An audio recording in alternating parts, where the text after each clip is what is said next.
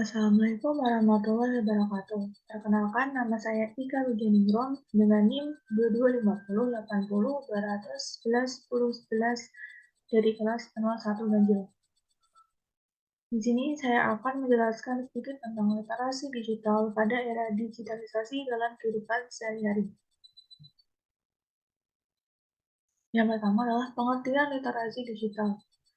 Literasi berasal dari bahasa Inggris yaitu literasi, yang dapat diartikan kemampuan baca tulis.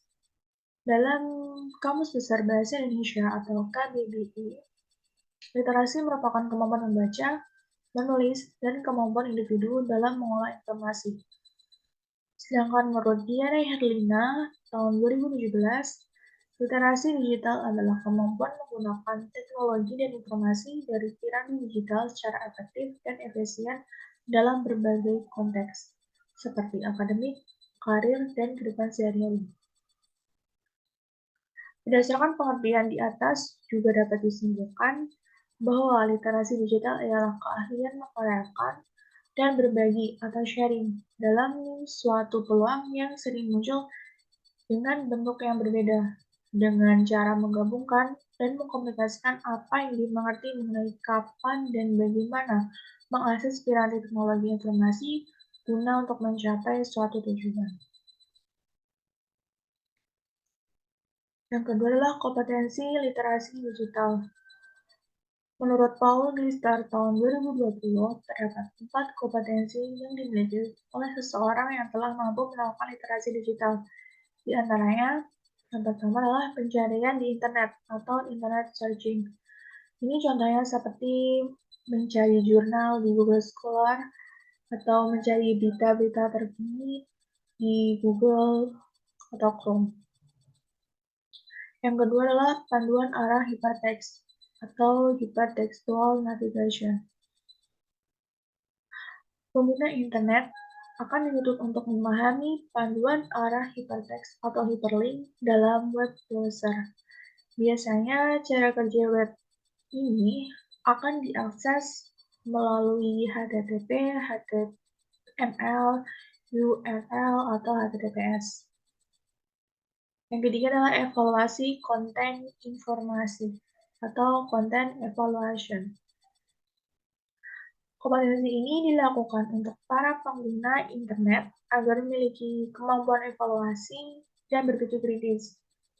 Kemampuan menganalisis suatu informasi yang ditemukan, kemudian dikumpulkan dan dievaluasi fakta serta opininya dengan baik tanpa berprasangka buruk terlebih dahulu. Lalu yang terakhir, keempat, penyusunan pengetahuan atau knowledge assembly. Kemampuan penyusunan dari penemuan suatu informasi yang dijadikan sebagai ilmu pengetahuan untuk kepentingan tertentu, baik itu pengetahuan maupun pekerjaan. Selanjutnya adalah elemen untuk meningkatkan literasi digital. Karena masih rendahnya kemampuan literasi digital, maka menurut Dangerous Bells Show tahun 2017 terdapat 8 elemen esensial untuk mengembangkan literasi digital. Di antaranya, 1. Kultural. Ini pemahaman ragam konteks penggunaan dunia digital. Yang kedua, kognitif, yaitu daya pikir dalam menilai konten.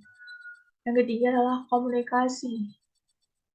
Ini memahami kinerja jejaring dan komunikasi di dunia digital.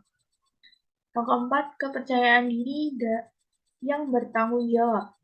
Yang kelima, kreatif, yaitu menciptakan ide dan melakukan hal-hal baru. Yang keenam, kritis dalam menyikapi berbagai hal. Yang ketujuh, bertanggung jawab secara sosial.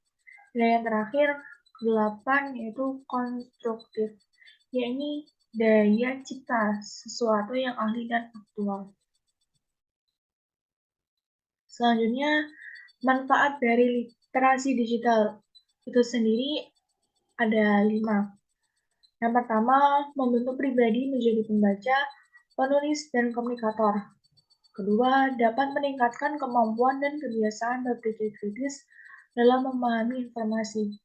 Yang ketiga, meningkatkan serta memperdalam motivasi dan minat belajar yang lebih hemat waktu dan menghemat uang. Keempat, mengembangkan kemandirian belajar agar kreatif, produktif, inovatif, dan berkarakter. Terakhir, menambah penguasaan kosakata serta kefokusan dalam belajar. Nah, apakah Anda sudah melakukan literasi digital dalam kehidupan sehari-hari? Dalam pertanyaan ini, untuk saya pribadi, uh, dalam kehidupan sehari-hari saya, baik di lingkup akademik, keluarga, maupun masyarakat, saya sudah menerapkan literasi digital, seperti melakukan pengumpulan tugas melalui link, mencari jurnal melalui Word Scholar, memberikan informasi baik pesan, telepon, maupun video call kepada anggota organisasi, teman, maupun keluarga melalui WhatsApp. Melakukan transaksi jual beli barang secara online seperti di Shopee. Lalu yang terakhir, melakukan transfer tanpa harus ke bank. Biasanya menggunakan aplikasi mobile banking yang sudah terdownload di smartphone masing-masing atau handphone. Sekian, terima kasih. Dan maaf apabila ada kesalahan. Wassalamualaikum warahmatullahi wabarakatuh.